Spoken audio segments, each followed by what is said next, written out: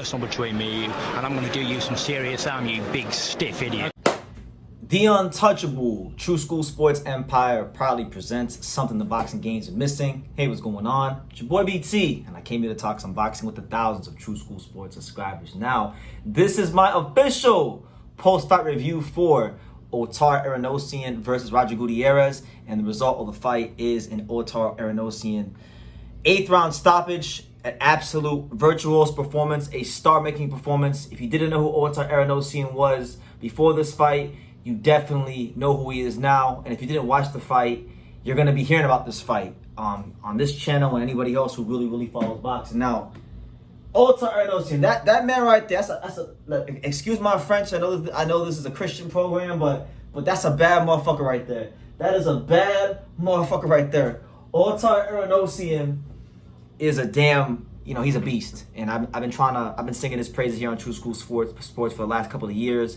I've been following him ever since I discovered who he was 3 years ago during the pandemic, during 2020, when I saw him training at Warriors Boxing Gym down here in South Florida. He turned pro during the pandemic. But we'll get into all that in a second. Let's get into the fight. So Otar Eranosyan, for those that know, this is a guy that's he's ranked highly. He's currently the number 2 ranked contender in the WBA at 130. So he's right there, knocking on the door for a world title shot against Hector Garcia. This fight was an eliminator. I'm not sure if it's a final eliminator because Roger Gutierrez was 6, Otar Eranosyan was 2, and Lamont Roach is 1. So Otar may start the fight Lamont Roach to get to in a final eliminator to get that title shot. But it's an important fight nonetheless. I would definitely say on Otar's resume, Roger Gutierrez is definitely the biggest name, the guy who's accomplished the most. Former WBA champion, big puncher, probably I would say the first guy he's fought with unquestionable world-class punching power. And when you factor in that Otar has a very aggressive style where he likes to come forward and get into the opponent's chest, fighting that kind of opponent would actually answer a lot of questions and maybe take him to some places he's never been to in the ring. So the fight got off to a great start. I thought it started off like any Otar Eranosyan fight. He got in. Roger Gutierrez's chest was pushing him back, really overwhelming him with his stamina and his will and the angles. And every time he closed that gap, Roger started to tie him up, and that became a common theme in this fight. So he won the first round, gave Roger a long stare down, right? Gave him a long stare down. And then in the second round, I think it was like the early part of the second round, Otar got hit with a chopping right hand, and he got dropped. And I'm not sure that's the first knockdown of his career, but I believe it is. He got dropped by Roger Gutierrez, and some serious adversity was thrown his way. And it got to a place where his legs weren't stable, and it looked like if he were to lose one moment of any exchange in that second round, Roger might have put him out because Roger had that kind of power and Roger had him hurt. But they oftentimes say pressure could either burst your pipes or pressure can make a diamond, and we saw Otar Eranosyan tonight because of what Roger put him through in that second round. We got to see him shine like a diamond. He fought even harder in that second round. And once Roger hit him with his best shot, you can slowly start to see Roger round by round begin to relent. You saw Otar, even when Roger would tie him up, when Roger would try to clinch him, Otar wasn't having none of that. Otar was doing everything he could to get his hands free and get those shots off on Roger, right? And he just kept coming after him in waves, round after round after round.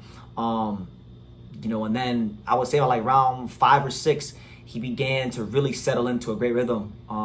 He started pushing back. And one thing about Otar, for any of you guys who have never watched his fights, or even if you have watched his fights, one thing you know about Otar is he's a very, I don't want to say emotional fighter, but he's very good at playing to the crowd. And feeding off the energy of the crowd and the environment around him. And so a lot of times in his fights, when he gets real comfortable, he will showboat. He will tap his heel. Like he does this thing where he taps his heel and then he throws a straight right hand after the heel tap. I think it was the 5th or 6th round, he put his hands behind his back like Roy Jones, and then he tried to throw a left hook, which was blocked by Roger Gutierrez. But it's things like that could really, when you factor in the kind of stamina and the energy this guy has, stuff like that can just wear on you, right? So then we go to the 8th round. Otar begins to go to that body and chop him up.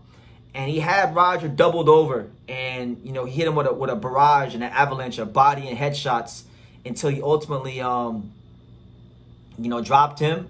And then there were about 10 seconds in the round when Roger Gutierrez got up, and then the fight, they thought that the corner had waved out the fight, but there was a miscommunication. But after going to ringside position and consulting with his team, they decided that Roger Gutierrez could no longer continue. So Otar Eranosyan gets the 8th round stoppage and beats Roger Gutierrez in sound fashion.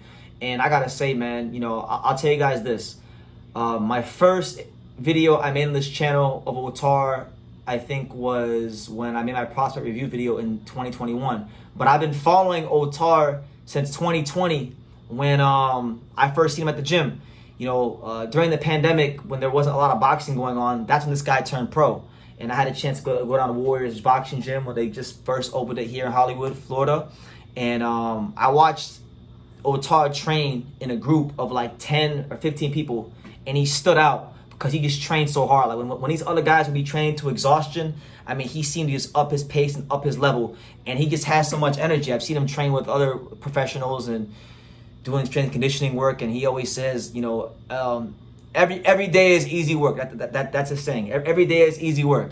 Every day is easy work, and fuck everybody. This guy, every time I watch him fight, man, I get reminded of why I love this sport so much. And I'm so grateful for what he brings to the ring and just for his authenticity and his fighting style, because it's a joy to watch, and I really want to see him get a world title shot. And I think when you look at his resume, he's only been professional. He turned professional in August of 2020. August 28, 2020, he turned professional. So that means in less than 3 years, in a little less than 3 years, 2 years and about 11 months and some change, this guy's had 14 pro fights. He's beaten Roger Gutierrez. He beat Alejandro Porkchop Guerrero. He beat Cesar Rocky Juarez, former world title challenger. And then he in January of 2022, he moved up in weight to 135 and beat the undefeated Dominican Starling Castillo, who a lot of people in boxing, a lot of smart, intelligent boxing people try to tell me at that time that Starling Castillo was going to beat Otar. And I said, absolutely not. Hell no. No way, no how. Because I've seen Starling Castillo fight before. So there's a lot of substance in his resume. He's done things the hard way. He's, I think, in an era in boxing where you see a lot of fighters not being active. You see a lot of guys not really moving. This guy's moved fast. Coming out of the country of Georgia, he's 29 years old, so he's been fast-tracked. And I think right now, look, the Lamont Roach fight could be an option for him. And it's no disrespect to Lamont Roach. If the fight happens, cool. I think Otar will beat Lamont Roach. I think he smokes Lamont Roach if they fight, to be honest with you. But I want to see him Hector Garcia, because Hector Garcia has a name in boxing. Hector Garcia beat Chris Colbert. Hector Garcia's fought Tank.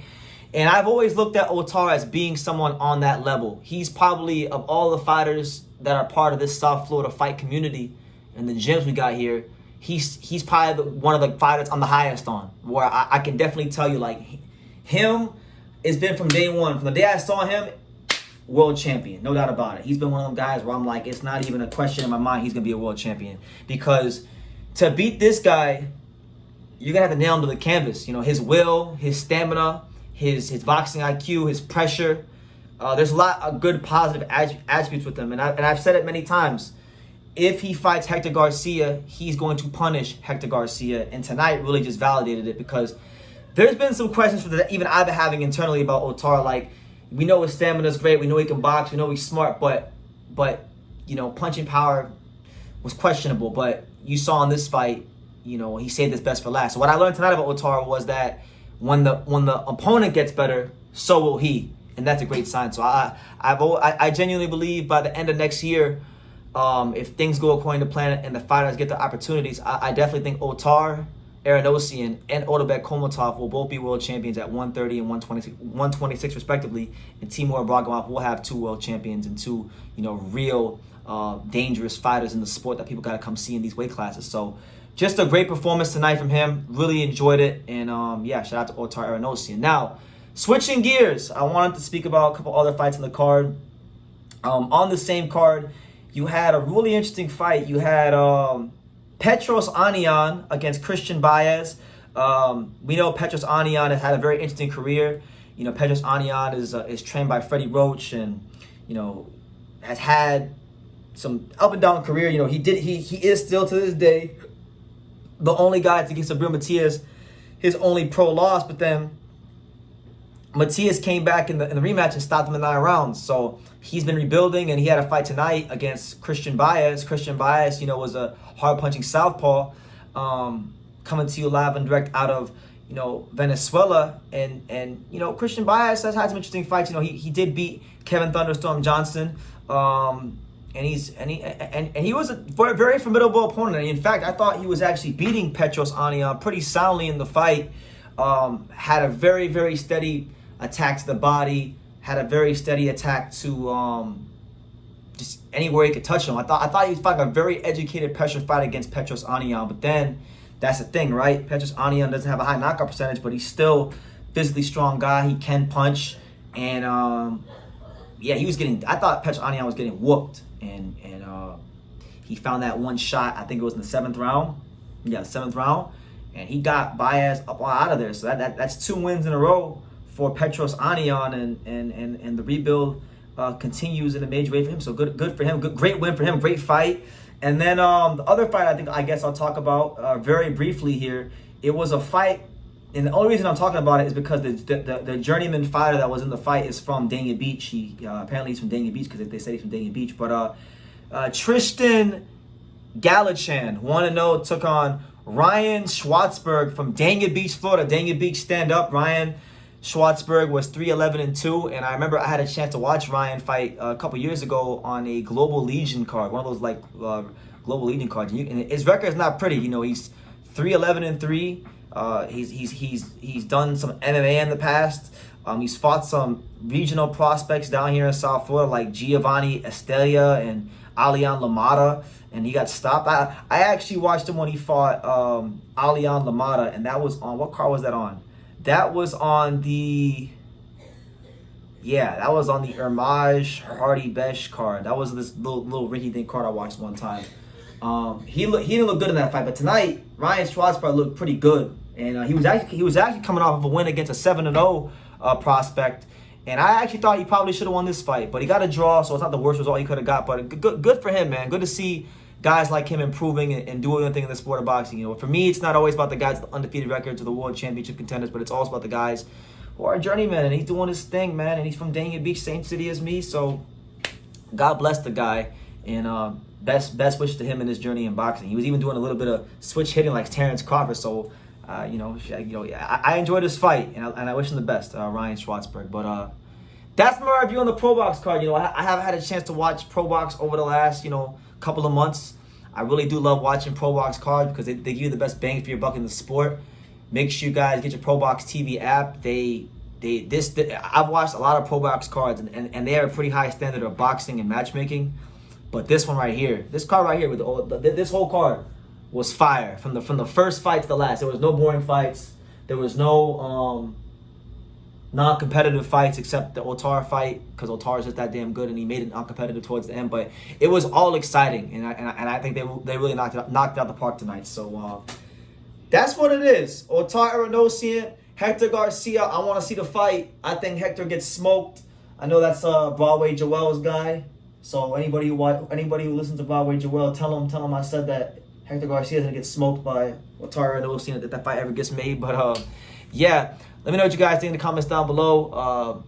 What do you guys think about Otar Eranosyan versus Roger Gutierrez? He stops him at 8. And what would you guys think about Otar Eranosyan against Hector Garcia for the world title? Or maybe even Lamont Roach in another eliminator, because that might be the route they go, because Roach is 2 and Roach is 1 and Otar is 2. So we'll see what happens. But leave your comments down below. Make sure you guys take the time to subscribe, and like I say in every single one of these videos, you can love me or you can hate me, but I'm just a kid from Dania. So until next time, take care, guys. Thank you for watching another video on the untouchable True School Sports Empire. We're here at the Hatanaka Boxing Gym in Nagoya, Japan, and for more great videos just like this one, make sure you guys click right here.